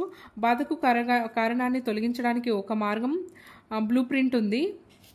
అదేంటంటే బుద్ధుడి ప్రచారంలో 8 మార్గాలు ఉన్నాయి. సరైన దృష్టి, సరైన కోరిక, సరైన మాట, సరైన చర్య, సరైన జీవనోపాధి, సరైన కృషి, సరైన చేతనావస్థ, సరైన ధ్యానం. ఇది నిర్వాణకు దారితీస్తుంది. బౌద్ధ మతాన్ని హీనయానం, మహాయానంగా వర్గీకరించారు. హీనయానం అనగా దేవుడి గురించి ఆందోళన చెందవద్దు, బుద్ధుడినైనా సరైన మనిషిగా గుర్తిస్తూ అతని ఆలోచనలు ఉదాహరణకు ప్రతి వ్యక్తి అనుసరించాలి. మహాయానం అనగా బుద్ధుడిని దేవునిగా, అందరూ దేవులు దేవతలతో కూడిన మందరంగా ఒక విస్తృతమైన తత్వమీమాంసను ఉద్బోధించడం ద్వారా తోటి మానవులకు ప్రేమతో ప్రేరణనివ్వడము. నెక్స్ట్ వచ్చేసి జొరాస్ట్రియస్ మతం చూసుకున్నట్లయితే 10వ శతాబ్దంలో గుజరాత్ తీర ప్రాంతం గుండా జొరాస్ట్రియస్ భారత్లోకి వచ్చారు. 17వ శతాబ్దంలో ఇరాన్ దేశము అరేబియా ప్రాంతాన్ని ఆక్రమించిన తర్వాత వారిలో చాలా మంది ముంబైలో నివాసం ఏర్పరచుకున్నారు. ప్రతి స్త్రీ పురుషుడు మంచి చెడులను పోలిస్తూ తన బాధ్యత నిర్వహిస్తూ దేవుడి సృష్టిని గౌరవించాలని జొరాస్ట్రియస్ మతం సూచిస్తుంది. 6000 BCలో ఇరాన్లో నివసిస్తూ ఏకదేవతారాధన బోధిస్తున్న జొరాస్ట్రుస్ట్రా ఈ మతాన్ని ప్రబోధించాడు. ఇతడు మంచి చెడుల వ్యతిరేక శక్తుల ఆధారంగా ద్వంద్వతత్వాన్ని విశదీకరించిన మొదటి మత ప్రవక్త. ప్రస్తుతం చాలా మంది జొరాస్ట్రియన్లు ముంబైలో నివాసం ఉన్నారు. వీరిని పార్సీలుగా పిలుస్తారు. వీరి మత గ్రంథమైన జెండా అవెస్తా అను ఒక ఉమ్మడి గృహము. గుడిలో జరాతుస్తా మత గురువు ప్రవచించిన శ్లోకాలను రోజు 5 సార్లు ఇంట్లో లేదా మందిరంలో అగ్ని ముందు ప్రార్థన చేస్తారు. ఈ ప్రార్థన సత్యం, ధర్మం, క్రమానికి ప్రతీకం. జొడాయిజం వచ్చేసి భారతదేశంలో జొడాయిజం చాలా చిన్న మత సముదాయము. మోసెస్ ప్రవచనలే జుడాయిజానికి పునాది. వీరి పవిత్ర గ్రంథం టోరా. వీరి మందిరాలను సినగోగ్ అని పిలుస్తారు. వీరిలో 3 సముదాయాలు ఉన్నాయి. అవి Bene Israel and Kerala Jews and Baghdad Jews. భాషా భిన్నత్వం వచ్చేసి భారతదేశంలో 179 భాషలు 544 మాండలికాలు గుర్తింపు పొంది అనేక భాషలు గల దేశంగా నిలిచింది. భారత రాజ్యాంగంలో 8వ షెడ్యూల్లో 22 భాషలు గుర్తింపు పొందాయి. రాజ్యాంగం అమల్లో వచ్చిన సమయంలో అధికార భాష సంఘం రూపొందించిన పట్టిక ఆధారంగా 22 భాషలు గుర్తింపు పొందాయి. అవి అస్సామీ, బెంగాలీ, బోడో, డోగ్రీ, గుజరాతీ, హిందీ, కన్నడ, కాశ్మీరీ, కొంకణి, మైథిలి, మలయాళం, మణిపూరి, మరాఠీ, నేపాలీ, ఒరియా, పంజాబీ, సంస్కృతం, సంతాలి, సింధీ, తమిళం, తెలుగు, ఉర్దూ. 1965లో హిందీ అధికార భాషగా, ఇంగ్లీషు అదనపు అధికార భాషగా హోదానిచ్చారు. నెక్స్ట్ భారత్లో మాట్లాడుతున్న 3 భాష కుటుంబంలోని భాషలు ఇండో అర్బన్ సంస్కృతి, ఉత్తర భారతీయ భాషలు మాండలికాలు. ద్రవిడియన్ వచ్చేసి తమిళ్, తెలుగు, కన్నడ, మలయాళము. ముండారి వచ్చేసి గిరిజన తెగల భాషలు మాండలికాలు. సాంస్కృతిక భిన్నత్వం చూసుకున్నట్లయితే భాషా, మతం, ప్రాంతం, ఆహారము, వస్త్రధారణ, కళలు, సాహిత్యంలో వైవిధ్యం. సాంస్కృతిక వైవిధ్యానికి కొన్ని కారణాలు. భారతీయ సంస్కృతి ప్రపంచంలోకెల్లా అతి పురాతనమైంది. దాదాపు 5000 సంవత్సరాల నాటిది. భారతదేశం చాలా వైవిధ్యత గల దేశము. వివిధ ప్రాంతాల్లో విభిన్నమైన ప్రత్యేక సంస్కృతి కలదు. భారతీయ సంస్కృతిలో కొన్ని అంశాలు భాష, మతం, ఆహారం, కళలు. భారతదేశానికి 1000 సంవత్సరాల చరిత్ర గలదు. రాతి కాలం నుండి ప్రజలు ఈ ప్రాంతంలో నివసిస్తున్నారు. ప్రజలు ప్రపంచంలోని వేర్వేరు ప్రాంతాల నుంచి ఇక్కడికి వచ్చి మన దేశ సంస్కృతిలో భాగమయ్యారు. ఈ విధంగా భారతీయ సంస్కృతి ఆవిర్భవించింది. మన దేశంలో వేర్వేరు ప్రాంతాల్లో నివసిస్తున్నప్పటికీ అందరూ భారతీయులే. భాష, సాహిత్యం, కళలతో రకాలు ఉన్నప్పటికీ మనమంతా భారతీయులమే. ఈ వైవిధ్యత భారతీయుల్లో ఏకత్వాన్ని పెంపొందించింది. ఈ వైవిధ్యత మన సామాజిక జీవనాన్ని సమృద్ధి పరుస్తుంది. చాలా పండుగలు వ్యవసాయము పర్యావరణంతో సంబంధం ఉంటాయి. మహారాష్ట్రలో దసరా, దీపావళి, హోలీ, పంజాబ్లో బైసాఖి, ఆంధ్రప్రదేశ్లో ఏకరూప పౌర్ణమి, సంక్రాంతి, తెలంగాణలో బతుకమ్మ, దసరా, దీపావళి, తమిళనాడులో పొంగల్, కేరళలో ఓణం జరుపుకుంటారు. రంజాన్, క్రిస్మస్, బుద్ధ పూర్ణిమ, సంవత్సరాది, పటేటి కూడా ముఖ్యమైన పండుగలు. ఏ మతానికి సంబంధించిన పండుగలైనా అందరూ సంతోషంగా పాల్పంచుకుంటారు. భారతీయుల వస్త్రధారణ, ఆహారపు అలవాట్లలో వైవిధ్యం కనిపిస్తుంది. వివిధ ప్రాంతాల వాతావరణం, భౌతిక లక్షణాలు, సాంప్రదాయ లక్షణాలను బట్టి వస్త్రధారణ ఆధారపడి ఉంటుంది. వాతావరణ పరిస్థితులు, పంటలు తదితర భౌగోళికాంశాల ఆధారంగా ఆహారపు అలవాట్లలో వైవిధ్యం ఉంటుంది. ఉదాహరణకు పంజాబీలు పప్పు, రొట్టెను, తీర ప్రాంత ప్రజలు వరి, చేపలు ఆహారంగా తీసుకుంటారు. భారతీయ వంటకాలు అరబ్, టర్కీ, యూరప్ దేశాలలో చాలా ప్రభావితమైంది. వంటకాలలో వివిధ రకాల మూలికలు, మసాలా దినుసులను విరివిగా వాడతారు. ప్రాంతాన్ని బట్టి వండే విధానంలో మార్పులుంటాయి. గోధుమలు, బియ్యం, ఇతర పప్పు దినుసులు భారతీయ ఆహారంలో ముఖ్య భాగము. ఆకుకూరలు, కూరగాయలు, అల్లం, కొత్తిమీర, యాలకులు, పసుపు, మిరియాలు, దాల్చిన చెక్క తదితర మసాలా దినుసులతో ఆహారం తయారు చేస్తారు. రకరకాల పండ్లు, కూరగాయలు, చింతపండు, టమాటా, పుదీనా, కొత్తిమీర ఇలా మూలికలతో పచ్చళ్ళు, మసాలా పొడులు భారతీయ వంటకాల్లో విరివిగా వాడతారు. భారతీయ నృత్యానికి 2000 సంవత్సరాల సాంప్రదాయం ఉంది. పురాణాలు, ఇతర సాహిత్యాల నుండి తీసుకోబడిన అంశాల ఆధారంగా భరతనాట్యము, కథక్, ఒడిస్సీ, మణిపూరి, కూచిపూడి, మోహిని అట్టము, కథక్కలి వంటి భారీ శాస్త్రీయ నృత్యాలు రూపొందించారు. ఇవి గట్టి ప్రదర్శన నియమాలతో కూడుకున్నాయి. నెక్స్ట్ వచ్చేసి జాతిపరమైన భిన్నత్వం చూసుకున్నట్లయితే, జాతిపరమైన భిన్నత్వాన్ని చూసుకున్నట్లయితే భారతదేశం ఒక మనోహరమైన దేశం. ఇక్కడ వివిధ సముదాయాల వారు, వివిధ ప్రాంతాల వారు సమైక్యంగా నివసిస్తారు. ఇక్కడి ప్రజలు వివిధ జాతుల సంస్కృతుల అద్భుతమైన మిశ్రమము. భారతీయం ప్రజల ఖచ్చితమైన మూలం దొరకడము. రామాఫిథికస్ అనే జాతి ఉత్తర పశ్చిమ హిమాలయాల్లో శివాలిక్ పర్వత శ్రేణుల్లో కనిపించింది. ఈ జాతి 14 మిలియన్ సంవత్సరాల క్రితం నివసించిన మొదటి తరం మానవునిగా నమ్ముతారు. ఈ జాతితో పోలిన మరో ఆస్ట్రాపిథికస్ జాతి భారతదేశంలో 2 మిలియన్ల సంవత్సరాల క్రితం నివసించినట్లుగా గుర్తిస్తారు. ఈ ఆస్ట్రాపిథికస్ జాతికి రామాఫిథికస్ జాతికి మధ్య 12 మిలియన్ల సంవత్సరాల ఆవిర్భావం అంతరం కనిపిస్తుంది. భారతీయుల్లో వివిధ రకాల జాతులు ఉన్నారు. హెర్బర్ట్ రిస్లే భారతీయులను 7 జాతులుగా వర్గీకరించారు. వారు టర్కో ఇరానియన్లు, ఇండో ఆరియన్లు, స్క్రేతో ద్రావిడియన్లు, ఆర్యో ద్రావిడియన్లు, మంగళో ద్రావిడియన్లు, మంగోలైట్స్, ద్రావిడీలు. ఈ 7 రకాలను 3 ప్రాథమిక రకాలుగా విభజించవచ్చు. అవి ఇండో ఆరియన్లు, మంగోలియన్లు, ద్రావిడీలు. రిస్లే అభిప్రాయంలో చివరి 2 వర్గాలు భారతీయ గిరిజనుల జాతుల వారు. 1891లో జరిగిన జనగణనలో ఇతను సూపర్వైజర్గా పనిచేసిన అనుభవంతో జనగణన ఆధారంగా ఈ వర్గీకరణ చేశారు. బిఎస్ గుహాయ్ ఎక్కువ మందితో అధికారికంగా ఆమోదించబడిన జాతుల వర్గీకరణ చేశాడు. అందులో భారతదేశంలో 6 పెద్ద జాతులు ఉన్నవి. అవి Negrito, proto Australoid, Mongoloid, Mediterranean, western brachycephals and 6 Nordic. జనపరమైన భిన్నత్వం చూసుకున్నట్లయితే భారతీయ జనాభాలో గుర్తించదగిన వైవిధ్యత ఉంది. ప్రపంచ జనాభాలో 2వ స్థానంలో ఉంది. 2011 జనాభా లెక్కల ప్రకారం 1.211 బిలియన్ ప్రజలు ఉన్నారు. ప్రపంచ జనాభాలో 17.31% జనాభా కాగా 2025 నాటికి చైనాను దాటి ప్రపంచంలోకెల్లా అత్యధిక జనాభా గల దేశంగా రూపొందుతుంది. 2050 నాటికి 1.6 బిలియన్లకు పైగా జనాభాను చేరుకుంటుంది. అయితే ఆశ్చర్యం కొలిపే జనాభా గణన ఏమనగా మన జనాభాలో 50% ప్రజలు 25 సంవత్సరాల లోపు గలవారు, 65% ప్రజలు 35 సంవత్సరాలు లోపు గలవారు. 2020 సంవత్సరంలో తలసరి భారతీయుని వయస్సు వచ్చేసి 29 సంవత్సరాలుగా, అదే చైనాలో 29 సంవత్సరాలుగా, జపాన్లో 48 సంవత్సరాలుగా అంచనా వేస్తున్నారు. 2030 నాటికి భారతదేశ ఆధారిత నిష్పత్తి 0.4% ఉండవచ్చని భావిస్తున్నారు. భారతదేశంలో 2000కు పైగా జాతులు, పెద్ద మతాలు, 4 పెద్ద భాషా కుటుంబాలు, Indo European, Dravidian, Asiatic, Tibet, German భాషలు. ఏకాంతమైన భాష నిహాలీ భాష మహారాష్ట్ర ఉంది. భారతదేశంలోని 6,38,000 గ్రామాలలో 72.2% జనాభా నివసిస్తుండగా మిగిలిన 27.8% జనాభా 5,480 పట్టణాలు, నగర ప్రాంతాల్లో నివసిస్తున్నారు. భారత్లో 2011 జనాభా లెక్కల ప్రకారం అక్షరాస్యత అనేది ఎంత ఉందంటే 74.04%. అందులో 82.14% మగవారిది, 65.46% ఆడవారిది. అక్షరాస్యత రేటులో కేరళ 93.9%తో అగ్రస్థానంలో ఉండగా 92.3%తో లక్షద్వీపులు 2వ స్థానంలో, 91.6%తో మిజోరాం 3వ స్థానంలో ఉన్నాయి. ఫస్ట్ ఏమిటి? కేరళ తర్వాత లక్షద్వీపుల తర్వాత మిజోరాము. నెక్స్ట్, ప్రతి సంవత్సరం ప్రపంచంలో మరే దేశంలో లేని విధంగా మన దేశంలో కొత్త జనాభా వచ్చి చేరుతుంది. నిజానికి మన దేశంలోని కొన్ని రాష్ట్రాలు జనాభా కొన్ని దేశాల మొత్తం జనాభాతో సమానంగా ఉంది. ఉదాహరణకు ఉత్తరప్రదేశ్లో రాష్ట్ర జనాభా బ్రెజిల్ దేశపు జనాభాతో సమానంగా ఉంది. ఉత్తర దేశపు జనాభా బ్రెజిల్ దేశం జనాభాతో సమానంగా ఉంది.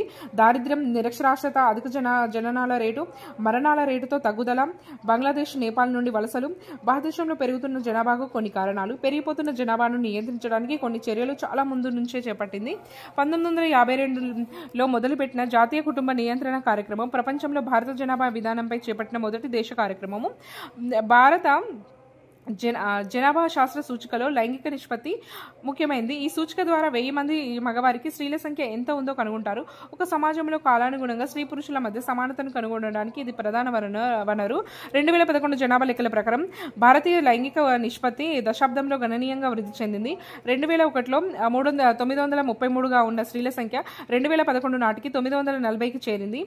భారతదేశంలో లైంగిక నిష్పత్తిలో వృద్ధి కనబడినప్పటికీ హర్యానా వంటి కొన్ని రాష్ట్రాల్లో ఈ రేటు దారుణంగా ఉంది. కేరళలో 1000 మందికి మగవారికి 1084 ఆడవారు ఉన్నారు. ఇది భారతదేశంలో మంచి లింగ నిష్పత్తి. గత 10 సంవత్సరాల్లో గణనీయమైన పురోగతి కనిపించింది. కేరళ, పుదుచ్చేరిలో మాత్రమే ఆడవారి సంఖ్య మగవారి కన్నా ఎక్కువగా ఉంది. ఆంధ్రప్రదేశ్, మహారాష్ట్ర, కర్ణాటక రాష్ట్రాల్లో లింగ నిష్పత్తిలో పురోగతి అనేది కనిపించింది. ప్రపంచ కార్మికులలో అత్యధిక శాతం కార్మికులు భారత్లో ఉన్నారు. పనిచేసే వయసు 15 నుంచి 59. వారి జనాభా సంఖ్య ప్రస్తుతం ఉన్న 744 మిలియన్ల నుండి 2030 నాటికి 962 మిలియన్లకు చేరుకుంటుంది. భారతదేశ పని వయసు జనాభా ఉత్పాదకత ఉద్యోగంలో ఉంటే అట్టి జనాభా శాస్త్ర గణనలో భారతీయ ఆర్థిక పురోగతి ఆశాజనకంగా ఉంటుంది. విద్యా, కార్మిక, నిర్వహణ విధానాలలో మార్పుల ద్వారా భారతదేశంలో ప్రజలకు అవసరమైన ఉద్యోగాలు సృష్టించవచ్చు. ఏకత్వ కారకాలు చూసుకున్నట్లయితే స్వతంత్రానికి ముందు భారతదేశం రాజకీయంగా కొంత సమయం మినహాయిస్తే మిగతా సమయంలో అనేకత ఉండేది. సహజమైన భౌగోళిక సరిహద్దులు, ఉమ్మడి చరిత్ర, సామాజిక విలువలు, వ్యవస్థలు, భాషా సంబంధాలు, మతపరమైన సామరస్యంతో కూడిన అంశాలన్నీ భారతదేశం ఏకత్వానికి దారితీశాయి. హిందూ మతం అతిపెద్ద సముదాయంగా ఉంది. భారతదేశం భిన్నత్వంలో ఏకత్వానికి జాతి సంపర్కం, సాంస్కృతిక కలయిక వల్ల అనేక రకాల నమ్మకాలు, రూపాలు, ఆలోచనలు పక్కపక్కనే సహవాసం చేశాయి. ప్రపంచంలో మరెక్కడా లేని విధంగా విభిన్నమైన ఆలోచనలు, ప్రక్రియలు, ఆచరణలున్నాయి. ఈ కారణం చేత ప్రపంచం మొత్తం అతి పురాతనమైన ఎలాంటి అంతరాలు లేకుండా కొనసాగుతూ జీవిస్తున్న సంస్కృతిగా పేరుగాంచింది. ఏకత్వాన్ని కొనసాగించడానికి దోహదపడుతున్న అంశాలు వచ్చేసి ఫస్ట్ వన్ ఏంటంటే భారతీయ తత్వము, వేద సాహిత్యము, వాటి విలువల వ్యవస్థ. భారతీయ తత్వం అనేది ఒక విజ్ఞాన సాగరం. ఇది వేదాల్లో, ఉపనిషత్తుల్లో, సూత్రాలు, స్మృతులతో లభ్యమవుతుంది.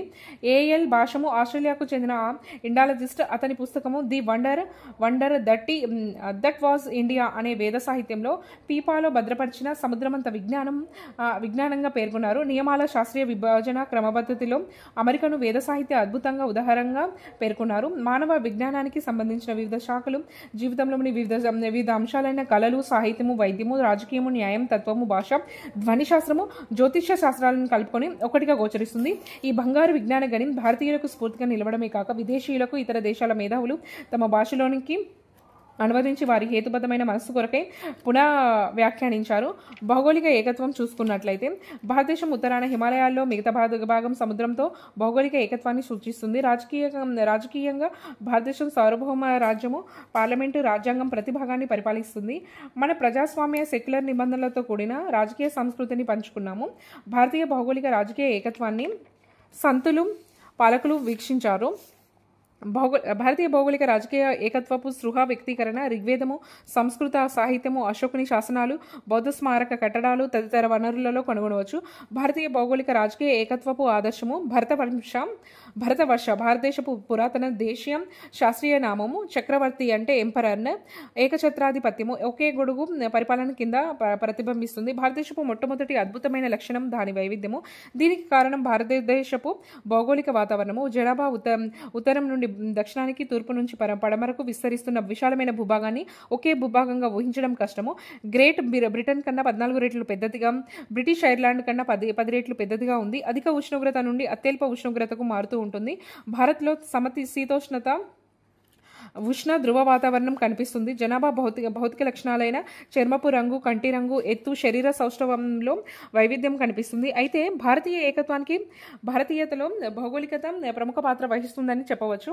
మిగతా ఆసియా ఖండం నుంచి విడదీసినట్లుగా దుర్భేదమైన హిమాలయాలు, మిగతా దిక్కుల్లో సముద్రంతో భారతదేశం పరిధి ప్రత్యేకంగా ఉంది. మిగతా ప్రపంచం నుండి సరిహద్దులను నిశ్చితంగా విభజించినప్పటికీ గొప్ప ప్రకృతి సృజనాత్మకత మానవ జీవితానికి కావలసిన అన్ని వనరులను సమృద్ధిగా సమకూరింది. అందువలన భారతీయం భౌగోళిక దేశ ఏకత్వానికి, చరిత్ర కొనసాగడానికి కావలసినవి సమకూర్చింది.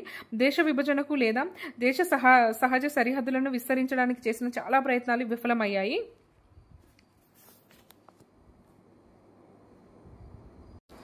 ఈ విశాలమైన భూభాగం భారతీయుల మనస్సును రెండు విధాలుగా ప్రభావితం చేసింది. ప్రకృతి, వాతావరణం, జీవన పరిస్థితులలో గొప్ప రకాలు, విభేదాలు మానసిక సంసిద్ధతతో ఆమోదించేటట్లుగా తయారు చేశాయి.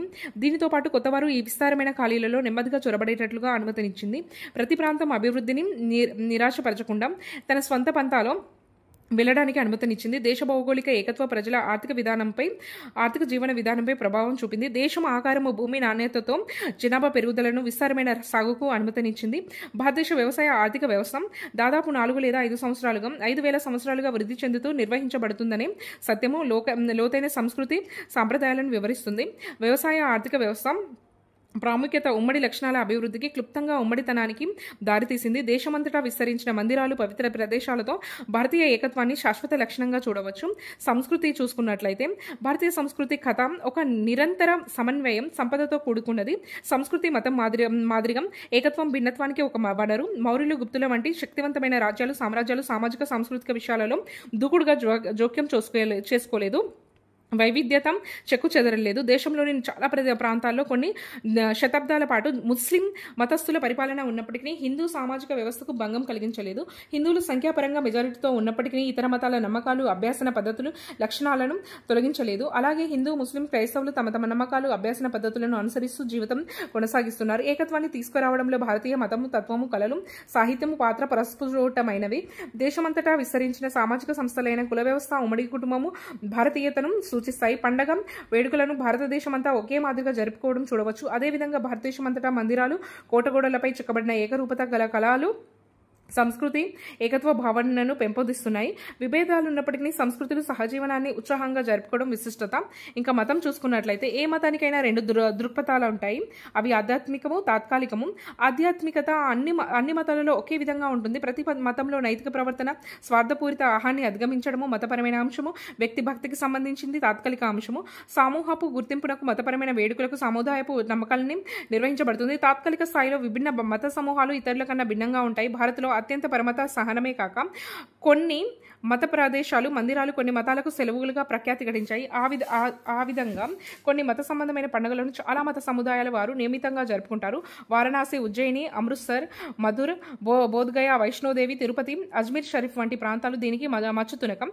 ఉదాహరణకి ముస్లిం స్థలమైన అజ్మీర్ షరీఫాను చాలా మంది హిందువులు సందర్శిస్తారు. అంతేకాకుండా ఇక్కడ ఆర్థికతతో అన్య మతాల వారు దుకాణదారులుగా సేవలందించేవారుగా ఉన్నారు. భక్తి ఆరాధన విషయంలో హిందూ సన్యాసులు, ముస్లిం సూఫీలతో చాలా ఏకరూపత, ఉమ్మడితనం కనిపిస్తుంది. దీపావళి, దసరా, హోలీ లాంటి కొన్ని పండుగలలో సంస్కృతి, ఆచారాలనే 2 అంశాలున్నాయి. ఆచారాలనేవి హిందువులను పరిమితం అయ్యాయి. సంస్కృతిని అన్ని సముదాయాల వారు కొద్ది గొప్ప వేడుకగా జరుపుకుంటారు. అదేవిధంగా క్రిస్మస్, ఈద్ ఉల్ ఫితర్ లను వివిధ మత సముదాయాల వారు వివిధ ప్రాంతాల్లో జరుపుకుంటారు. కబీర్, అక్బర్, దహరా-షికో, షాజహాన్ కుమారుడు, మహాత్మా గాంధీ వంటి వారు వివిధ మత సముదాయాల్లో సాధారణ ఉద్వేగాలను వృద్ధి చేయడంలో కీలక పాత్ర పోషించారు. భారత్లో పర్షియా సూఫిజం కొత్త పుంతలు తొక్కింది. రామానంద్, కబీర్ వంటి కవులు, మత గురువులు హిందూ ముస్లింలలో మంచిని సాగు చేసి చెడును ఖండించారు. ఔద్, హైదరాబాద్ సంస్థానాల్లో రాజస్థాన్, పర్షియా దేశపు పెయింటింగ్, కవిత్వము, ప్రేమ, ఆహారం వంటి సౌందర్య ప్రమాణాలను పెంపొందించారు. హిందువుల కులతత్వాన్ని ముస్లింలు అన్వయించుకుంటే ముస్లింల పరదా పద్ధతిని కొందరు హిందువులు అన్వయించుకున్నారు. ఇక రాజకీయ కారణాలు చూసుకున్నట్లయితే భారత్లో నాగరికత కొనసాగించడానికి రాజకీయాల కన్నా సామాజిక సాంస్కృతిక అంశాలే కారణమని సాధారణంగా నమ్ముతారు. దేశంలోని విభిన్న భౌతిక లక్షణాలు, అంతులేని రకరకాల జాతులు, కులాలు, మతాలు, భాషలు, మాండలికాల కారణంగా మొత్తం భారత సామ్రాజ్యాన్ని ఏకతాటిపైకి ఏర్పరచడం కష్టము. రాజకీయ ఏకత్వం పురాతన మధ్యయుగపు భారత చరిత్ర సాధారణ లక్షణం కాదనే నిజము. అయితే మొత్తం భారతావనిని ఒకే కేంద్రీయ అధికారంలోకి తీసుకురావాలనే ఆలోచన చాలా మంది రాజనీతిజ్ఞులలో ఉండేది. ఈ కారణం చేత పురాతన భారతీయ రాజులు చక్రవర్తి అనే పదాన్ని ఉపయోగిస్తారు. చంద్రగుప్త మౌర్య, అశోకుడు, సముద్రగుప్తుడు, హర్షవర్ధనుడు లాంటి రాజులు ఈ ఆలోచనలు అమల్లో పెట్టారు. అక్బర్, జహంగీర్ లాంటి ముస్లిం పాలకుల సామాజిక రాజకీయ సేవలు ఎంతగానో కొనియాడదగినవి. అక్బర్ దినిహి ఇలాయి, జహంగీర్ న్యాయం కోసం ప్రయత్నించడం ఈ దిశలో ప్రత్యేకంగా పేర్కొనదగిన అంశాలు. అంటే ఒక విధంగా భారతదేశం ఎప్పుడూ ఒక మంచి వ్యవస్థీకృత రాజకీయ యూనిట్గా ఒక రాజ్యం పాలన కింద లేదు. బ్రిటిష్ ఇండియా వారు భారత్లో భాగమైనప్పటికీ మొత్తాన్ని ఏకం చేయలేకపోయారు. కానీ 600 చిన్న పెద్ద రాజ్యాలుగా స్వాతంత్ర ప్రాంతాలుగా విడిపోయింది.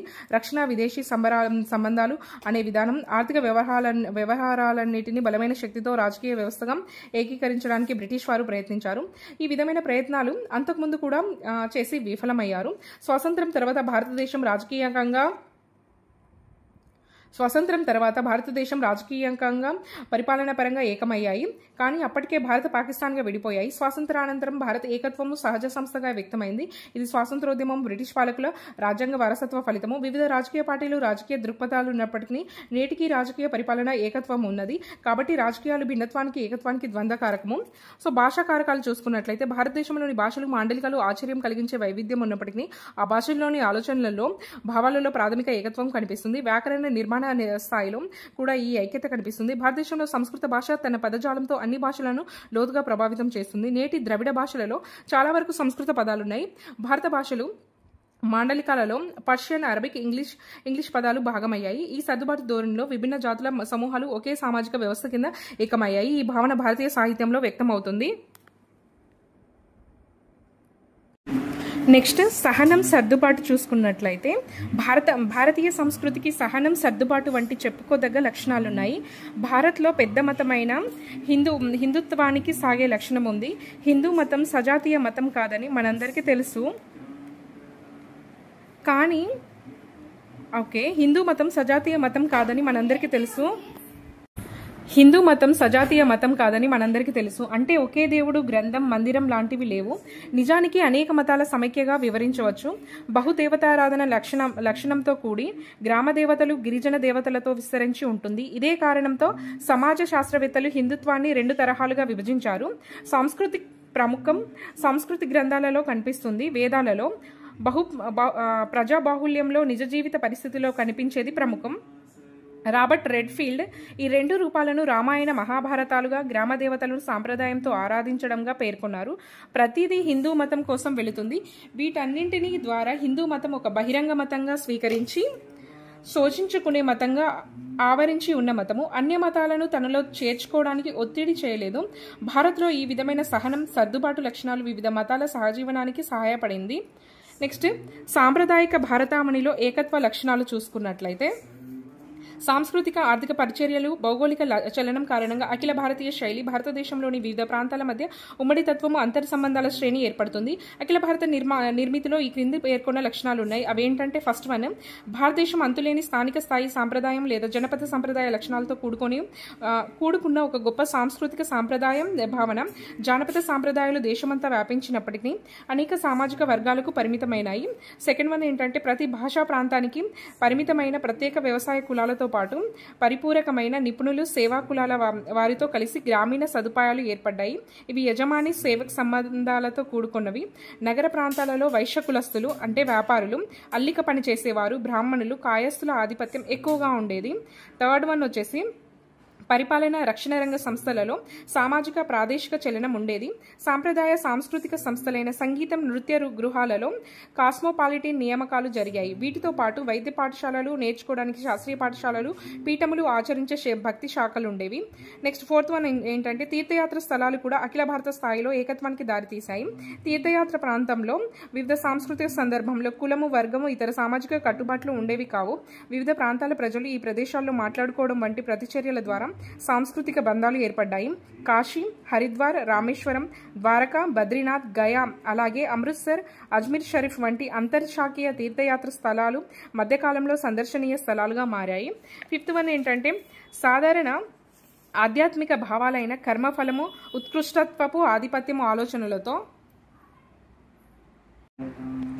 ఫిఫ్త్ వన్ వచ్చేసి సాధారణ ఆధ్యాత్మిక భావనలైన కర్మఫలము, ఉత్కృష్టపు అంటే ఆధిపత్యంతో ఆలోచనలతో సాంస్కృతిక గుర్తింపు నిలుపుకుంటూ ఏకత్వం కొనసాగుతుంది. ఇంకా సిక్స్త్ పాయింట్ ఏంటంటే వివిధ భారతీయ పురాణాలు, పురాణ శాస్త్రం నొక్కి చెబుతున్న కొన్ని విలువలు, లక్ష్యాలు అన్ని మతాల్లో కనిపిస్తున్నాయి. ఉదాహరణకు పురుషార్థాలు, రుణాలు, దానం, జన్మ, మరణం, వివాహ సంస్కారాలు, వ్రతాలు, యోగ్యత సంపాదించడానికి ఆచారాలు, ప్రాయశ్చిత్తం, తపస్సు లేదా అపరాధము. సెవెంత్ వన్ ఏంటంటే హిందువుల సాంప్రదాయ వ్యక్తిగత చట్టాలు, సామాజిక ఆచారాలు వివిధ ప్రాంతాలకు వర్తిస్తాయి. బెంగాల్లో దయాభాగం వారసత్వ ఆస్తి పంపిణీ వ్యవస్థ, కేరళ, బెంగాల్లో కాకుండా మిగతా దేశమంతటా మితాక్షార వ్యవస్థ అమల్లో ఉంది. ఇంకా ఎయిత్ వన్ ఏంటంటే భారతీయుల్లో ఎక్కువగా స్వర్గం, నరకం, జనన మరణాల చక్రాల నుండి మోక్షం, విముక్తి లేదా నిర్వాణం వంటి భావనలను నమ్ముతారు. మోక్షం లేదా నిర్వాణ భావనను పరమాత్మ అంటే బ్రహ్మతో సంబంధం ఉన్నట్టుగా నమ్ముతారు. నెక్స్ట్ టాపిక్ ఏంటంటే ఆధునిక భారతంలో ఏకత్వము. వలస పాలనలో వివిధ కారకాలు భారతీయ సమాజ నిర్మితిలో ముఖ్యమైన మార్పులకు దారితీశాయి. భారతీయ నాగరికతలోని సాంప్రదాయ ఆకార నిర్మితిలో ఏకత్వం తీవ్ర ఒత్తిడికి లోనైంది. వలస పాలకులు పరిచయం చేసిన ఆధునిక విద్యా సాంస్కృతిక పాశ్చాత్యీకరణ ప్రక్రియకు తెరతీసింది. స్వాతంత్రోద్యమము 1857 నుంచి 1947 భారతీయ సమాజ ఏకత్వానికి కొత్త వనరులను సృష్టించింది. భారతీయ సమాజంలో ప్రస్తుత మతానికి బదులు జాతీయత బలపరిచే శక్తిగా భర్తీ చేసింది. 1947లో దేశ విభజన జరిగినప్పటికీ స్వాతంత్రోద్యమ అనుభవం ఇప్పటికీ ఆధునిక భారతదేశంలో పునాదిగా ఉంది. స్వాతంత్ర్యం తర్వాత దేశం, దాని భాగాలు భారతదేశ ఏకత్వానికి పునాదులుగా మారాయి. అంతకుముందే ఉన్నటువంటి భారతీయ ఏకత్వంపై నిర్మించిన భారత రాజ్యాంగపు సమానత్వము, సౌభ్రాతృత్వము, సెక్యులరిజము, న్యాయ విలువలను నొక్కి చెప్పడంతో భారతీయ ఏకత్వము మరింత శక్తివంతమైంది. సమకాలీన భారతదేశంలో ఏకత్వపు మూలస్తంభాలు ఈ విధంగా ఉన్నాయి. అందులో ఫస్ట్ వన్ ఏంటంటే ప్రస్తుత భారతీయ ఏకత్వానికి ముఖ్య ప్రధాన వనరు భారత రాజ్యాంగము. రాజ్యాంగ మౌలిక రూపకల్పనను భారతీయులందరూ నమ్ముతారు. సెకండ్ వన్ ఏంటంటే భారత పార్లమెంట్ భారతదేశపు జాతీయ లెజిస్లేటివ్ విభాగము. ప్రతినిధులు ప్రజల చేత ఎన్నుకోబడతారు. ప్రతి పౌరునికి 18 సంవత్సరాలు పైబడిన ఓటు వేసే హక్కు ఉంది. దీని ద్వారా ప్రజల అభిప్రాయం తెలుస్తుంది. థర్డ్ వన్ వచ్చేసి ప్రధానమంత్రి సారథ్యంలోని మంత్రుల కౌన్సిలింగ్ సూచనల ఆధారంగా భారత ప్రభుత్వానికి అధ్యక్షత వహిస్తున్న రాష్ట్రపతి పరిపాలిస్తాడు. ఫోర్త్ వన్ ఏంటంటే న్యాయ వ్యవస్థ భారత ప్రజలకు చట్టబద్ధత సంరక్షణ ఇస్తుంది. కేంద్ర, ప్రాంతీయ, స్థానిక స్థాయిలలో న్యాయ వ్యవస్థ ఒక స్వతంత్ర ప్రతిపత్తి కలది. భారత రాజ్యాంగానికి సంరక్షణగా పనిచేస్తుంది. అండ్ ఫిఫ్త్ వన్ వచ్చేసి దేశ పరిపాలనలో, న్యాయ నిర్వహణలో, ఇతర అభివృద్ధి ప్రాజెక్టులు, పథకాల అమలులో ప్రజాస్వామ్యం, పోలీసులు, ఇతర నిపుణులు, ఇంజనీర్లు, శాస్త్రవేత్తలు, డాక్టర్లు, విద్యావేత్తలు, జర్నలిస్టులు ప్రముఖ పాత్ర పోషించారు. యుద్ధాలు, చొరబాట్లు, సరిహద్దుల మధ్య ఉద్రిక్తలు, వరదలు, భూకంపాలు, తుఫాన్లు వంటి జాతీయ విపత్తు సందర్భాల్లో మిలిటరీ సేవలు కొనియాడదగినవి.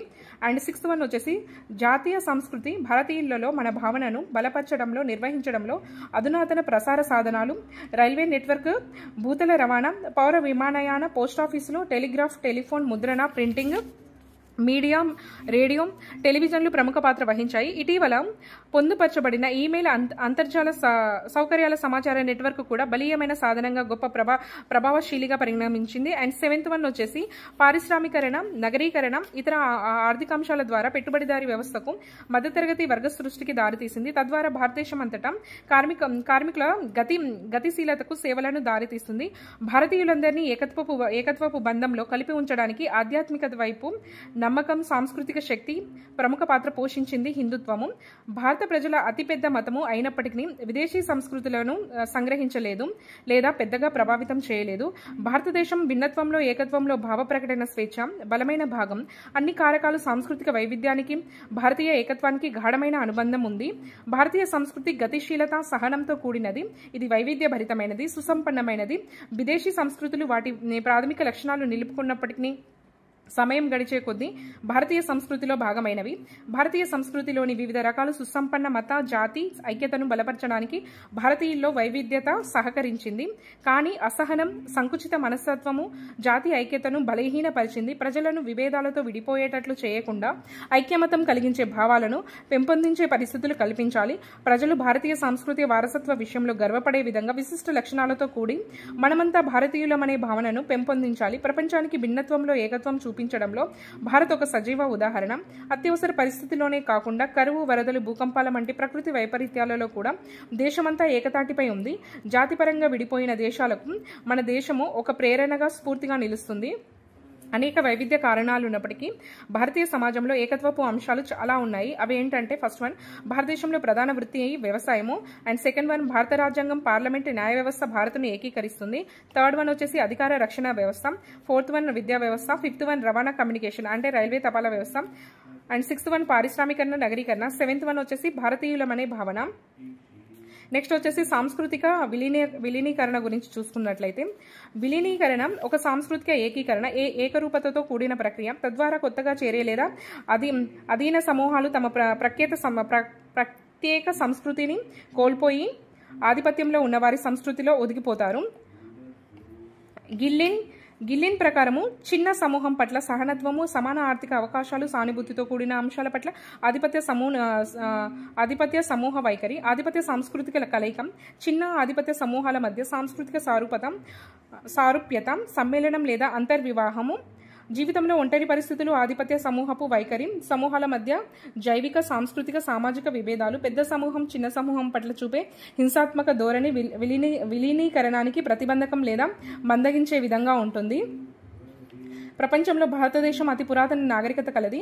వివిధ సంస్కృతులు, మతాలు, వివిధ జాతులతో కూడినది. 1650 భాషలు, మాండలికాలు మాట్లాడే అనేక మందితో కూడుకున్న భారతామని వివిధ సంస్కృతులు, మతాలు, భాషలు ఉన్నప్పటికీ భారతీయులంతా ప్రేమతో, సౌభ్రాతృత్వంతో నివసిస్తారు. భిన్నత్వంలో ఏకత్వం భారతీయ సాంస్కృతిక సౌభ్రాతృత్వానికి ఉదాహరణ.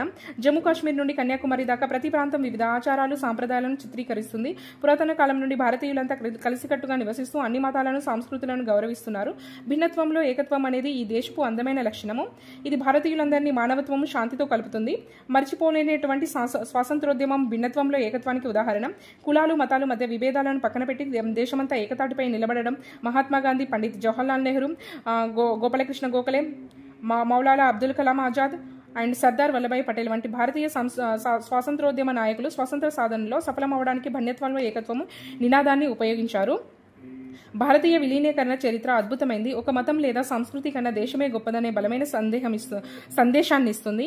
భారత్ను పాలించిన మొఘలులు, ఇతర రాజవంశీయుల ద్వారా మన భారతీయ సాంస్కృతిక వైవిధ్యత, మన సంస్కృతి, భారతీయ సాంస్కృతిక సంప్రదాయాలు తెలుసుకోవచ్చు. జీవనం, మతం, సామాజిక, రాజకీయ వ్యవస్థలపై ప్రజలలో భిన్నాభిప్రాయాలు ఉన్నప్పటికీ ఒక నాగరికత గల దేశంగా వారి సాంస్కృతిక ప్రవర్తన, అవగాహనతో విలీనకరణానికి న్యాయం చేకూర్చింది. పూర్వకాలం నుండి భారతీయ సాధువులు, ఋషులు, మతబోధకులు, తత్వవేత్తలను గౌరవించేవారు. ఉదాహరణకు జమ్మూలోని వైష్ణవీదేవి ఆలయంలో పాటు సూఫీ మత గురువు ఖ్వాజా మొయినుద్దీన్ చిస్తీని సమానంగా గౌరవిస్తున్నారు, ఆదరిస్తున్నారు. భారతదేశం అనేక సంస్కృతులు, జాతులు, భాషలు, మతాలతో కూడుకున్న సమాజము. అది భిన్నత్వం గల నేల. విభిన్న మతాలు, సాంప్రదాయాలు, ఆచారాలు, సంస్కృతులు వారు ఇక్కడ నివసిస్తున్నారు. వారికి భిన్నమైన పండుగలు, సభ్యత, జీవన శైలి కలదు. వారి మతాలు, నమ్మకాలు వేరు. ఇవన్నీ ఉన్నప్పటికీ కొన్ని ఉమ్మడి బంధాలు అందరినీ కలిపి ఉంచుతున్నాయి. ఇది భారతదేశ ప్రత్యేక లక్షణము. ఇదే భిన్నత్వంలో ఏకత్వంగా పేరొందింది. ఇదంతా సాంస్కృతిక విలీనీకరణకు దోహదపడింది. ప్రాథమికంగా భారతీయ సంస్కృతి సహనంతో కూడుకున్నది, ఇమర్చుకోదగిలింది, విలీనీకరణ లక్షణం కలది. ప్రజాస్వామిక వ్యవస్థ ఈ ప్రక్రియకు దోహదపడుతుంది. సమాజంలోని ప్రతి అంశంలో వైవిధ్యం సంపదకు, శక్తికి వనరుగా మారి సహాయం అందిస్తుంది. ఆరాధన, నమ్మకాలలోని వివిధ రకాలు ఏకత్వానికి ప్రాతినిధ్యం వహిస్తున్నాయి. ఇవి సౌభ్రాతృత్వానికి, సామరస్యానికి ప్రోత్సాహం ఇస్తున్నాయి. మత, ప్రాంతీయ, భాష, శాఖీయ వైవిధ్యాల పరిధి దాటి శ్రద్ధ వహిస్తుంది. భారతదేశం గొప్ప సాంస్కృతిక వారసత్వమునందు గర్వపడుతుంది. సంగీతం, లలిత కళలు, నృత్యం, కథనం తదితర రంగాల్లోని ఘన సంపదకు భారతీయులు వారసులు. మన ఆధ్యాత్మిక సాంప్రదాయం, భక్తి, తపస్సు, గొప్ప ఆధ్యాత్మికత మనకు సాధారణమైంది. ఋషులు, మునులకు సమాజంలోని ప్రతి వర్గంలో అధిక గౌరవం ఉండేది. మన గ్రంథాలు ఆధ్యాత్మిక విజ్ఞాన భాండాగారాలు. భారతీయ యోగులు, ఋషులు, మహారుషులందరికీ ప్రతి సముదాయంలో సముచిత ప్రాముఖ్యత ఉండేది. వీరంతా ప్రజలచే గౌరవించబడ్డారు. భారతదేశం అనేక భాషలు, మాండలికాలతో సమృద్ధిగా ఉంది. 22 భాషలు అధికార భాష హోదా పొందాయి. కానీ హిందీ జాతీయ భాష హోదా పొందింది. కాశ్మీర్ నుంచి కన్యాకుమారి వరకు, నాగాలాండ్ నుండి ముంబై వరకు హిందీని జాతీయ భాషగా గుర్తించారు. వివిధ ప్రాంతాల వారి మధ్య ప్రాంతీయ అనుబంధం ఉన్నప్పటికీ అందరూ భారతీయులే. పంజాబీలుగా, బీహారులుగా, కాశ్మీరులుగా, కన్నడుగులుగా, మలయాలుగా పిలుచుకున్నప్పటికీ భారతీయులమనే గర్వభావన సుసంపన్నంగా ఉంది. భారతీయ నృత్యం, కథనం ఏకత్వానికి ఉదాహరణ. ఎంఎన్ శ్రీనివాస్ తన పరిశీలనలో సామాజిక సమైక్యతలో మతం, వ్యక్తులు, సమూహాలను కలిసి ఉండే శక్తిగా ఉంటుందని చెప్పాడు. అతను 3 అంశాలను పేర్కొన్నాడు. అవి గ్రామ స్థానిక స్థాయిలో విభిన్న కులాలు, సమూహాల మధ్య సంబంధాలు, దేశ ఆర్థిక దేశ ఆర్థికాభివృద్ధిలో మతం సాధారణ పాత్ర. మతపరమైన సామాజిక ఆర్థిక ప్రయోజనాలు. పండగ వేళల్లో నగరాలలో హిందూ ముస్లింలందరూ ఒకరికొకరు శుభాకాంక్షలు తెలుపుకుంటారు. మత సముదాయాల్లో వారు చేసే ప్రత్యేక ఆర్థిక విధుల మధ్య అనుబంధం ఉంది. దేశమంతటా విస్తరించిన వివిధ సముదాయాల వారి ఆర్థిక చర్యలు సామాజిక సమైక్యత ప్రక్రియను బలపరిచాయి. ఒకే ఒక్క ముఖ్యమైన ఏకీకరణ సమీకరణ అంశము భారతీయుల మనస్సులో హిందుత్వంపై మహోత్తరమైన ప్రభావం చూపిందని చెప్పవచ్చు. భారతదేశం విభిన్న మత నమ్మకాలతో కూడుకోనున్న పుణ్యభూమి. కానీ హిందుత్వ ప్రభావం ఇతర మతాలను సులువుగా మించిపోయింది. దీనికంతటికీ కారణం హిందుత్వం సంపూర్ణమైన సమగ్ర పరివ్యాప్తము. యూరప్లోని క్రైస్తవ మతము మాదిరిగా భారత్లో హిందుత్వము ఆలోచన వైఖరిని దృక్పథాన్ని సమకూర్చింది. దీనిలో ఇతర మతాల వారు కూడా భాగస్వాములై పరిరక్షిస్తున్నారు. ఏకదేవతారాధన, ఆత్మ, అమరత్వము, పునర్జన్మ, కర్మ, నిర్యాణం, మోక్షం తదితర భావాలు దేశ ప్రజలందరికీ ప్రేరణనిస్తాయి. దేశమంతటా మతకర్మను వేడుకలలో ఏకరూపత ఉంటుంది. సాధువులు, మునులు, మతబోధకులు ఎప్పుడూ ఉత్తర దక్షిణ భారతదేశ భేదాన్ని చూపలేదు. శంకరాచార్యులు వారు దక్షిణం నుండి ఉత్తరం వైపు మత ప్రచారం చేస్తే బౌద్ధ మతస్థులు, జైన మతస్థులు ఉత్తరం నుంచి దక్షిణం భారతం వైపు ప్రచారం చేశారు. చైతన్య, కబీర్, నానక్ వంటి వారు దేశంలోని అన్ని ప్రాంతాలను అనుసంధించారు. ఎంఎన్ శ్రీనివాస్ భారత్ గురించి వివరిస్తూ లౌకిక రాజ్యాంగ భారతదేశం సాంస్కృతిక విలీనకరణానికి సులభతరం చేసింది. పంచవర్ష ప్రణాళికలు, సమానత్వ విలువలు, ఒకే ప్రభుత్వం, సాధారణ పౌర, క్రిమినల్ న్యాయ భారతదేశ బహుళత్వానికి, ఏకత్వానికి సజీవ నిదర్శనాలు. ఇరానీయులు, గ్రీకులు, కుషానులు, షక్కులు, హునులు, అరబ్బులు, టర్కీ వారు, మొఘలులు, యూరోపియన్ల భారతదేశానికి వచ్చారు. వారిక్కడ స్థిర నివాసం ఏర్పరచుకొని స్థానిక ప్రజలతో మమేకమయ్యారు. భారతదేశంలో వారి సాంస్కృతిక అలవాట్లు, ఆలోచనలు తీసుకొచ్చారు. భారత్లో ఈ ఆలోచనలను ఎల్లప్పుడూ చెప్పుకోదగిన రీతిలో విలీనీకరణ చేసుకోవడంలో తన సామర్థ్యాన్ని కనబరిచింది. విభిన్నత ఉన్నప్పటికీ మన సాంస్కృతిక వారసత్వంలో అంతర్గత ఏకత్వం ఉంటుంది. మన సంగీతం, నృత్య రూపాలు, డ్రామా, సాహిత్యం, కళలలో దేశమంతటా ఈ సాంస్కృతిక వారసత్వం ప్రతిబింబిస్తుంది. వివిధ సంస్కృతుల విలీనీకరణం, సమ్మిళిత శ్రమం భారతీయ నాగరికతలో కొనసాగే ప్రక్రియ. 6వ 10వ శతాబ్దంలో హిందూ వేద సంస్కృతి, బౌద్ధం, ద్రవిడియన్ సంస్కృతులలో సాంస్కృతిక సమ్మేళనం చోటు చేసుకుంది. 6, 10వ శతాబ్దం తర్వాత అరబ్, టర్కీ, ఆఫ్ఘన్ల ఆలోచన విధానం ముఖ్యంగా హేతువుతో కూడుకున్నటువంటిది భారతీయుల ఆలోచన విధానాన్ని ప్రభావితం చేసింది. సూఫీ, భక్తి ఉద్యమాలు దీనికి ఉదాహరణ. ఆ రెండు శాఖలు ప్రజలలో మత భేదం లేకుండా ప్రేమించడం, గౌరవించడం నేర్పింది. పరస్పర అవగాహన, మత సామరస్యము, సర్దుబాటు లక్షణాలతో మార్పు తెచ్చింది. 18వ 20వ శతాబ్దాలలో మరోసారి బ్రిటిష్ వారు తీసుకువచ్చిన ఆధునీకరణ, పారిశ్రామికరణల వల్ల భారీ సాంస్కృతిక సమన్వయం చోటు చేసుకుంది. వివిధ రకాల వైవిధ్యాలు ఉన్నప్పటికీ చాలాసార్లు భారతీయ సమాజం ప్రతిఘటన కంటే సయోధ్య, సమ్మేళన వైఖరి, ఘర్షణ కంటే సహకారం, పరస్పర వినాశనం కంటే సహజీవన వైఖరి వృద్ధి చెందుకుంది. వర్ణం, ధర్మం, కర్మ సూత్రాలు భారతీయ సమాజం ఒక క్రమ పద్ధతిలో సంపూర్ణంగా వృద్ధి చెందడానికి దోహదం చేశాయి. ప్రజల జీవన నాణ్యతకు అవసరమైన వివిధ విధులను క్రమ పద్ధతిలో నిర్వహించింది. పరిపాలించేవారైనా లేదా పరిపాలించబడేవారైనా, ధనికులైనా లేదా పేదవారైనా సమాజంలోని వివిధ భాగాల వారు కలిసి జీవించే వాతావరణాన్ని తయారు చేసింది.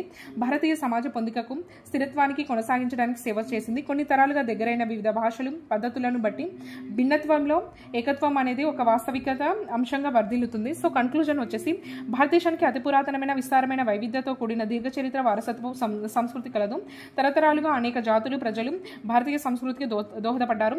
శిలాజాల సాక్ష్యాల ఆధారంగా భారతదేశంలో మానవుడు 5 లక్షల సంవత్సరాల నుండి ఉన్నట్లుగా నమ్ముతారు. కానీ తొలి కాలంలో నివసించిన వారి గురించి, వారి జాతి అనుబంధం గుర్తించడం కష్టం. అయినప్పటికీ అనేక మంది అధ్యయనకారులు జాతుల వర్గీకరణ ఆధారంగా కనిపెట్టడానికి కృషి చేశారు. భారతీయ సంస్కృతి అతి పురాతనమైంది, అలాగే కొనసాగుతుంది. కర్మ సిద్ధాంతం పట్ల నమ్మకం ఉంది. సామాజిక జీవనంలో ధర్మాన్ని చూడవచ్చు. భారతీయ వారసత్వంలో శాస్త్రీయత దృక్పథం ఉంది. భారతీయ సంస్కృతి, అందులోని అంశాలు సహజంగా పాతుకుపోయాయి. పర్వతాలు, నదులు, అడవులు, సరస్సులు, నేల, మొక్కలు, జంతువులు, ప్రకృతిలోని ఇతర వస్తువులు లేదా సాంస్కృతిక, మతపరమైన ప్రాముఖ్యత ఉంది. Thank you all.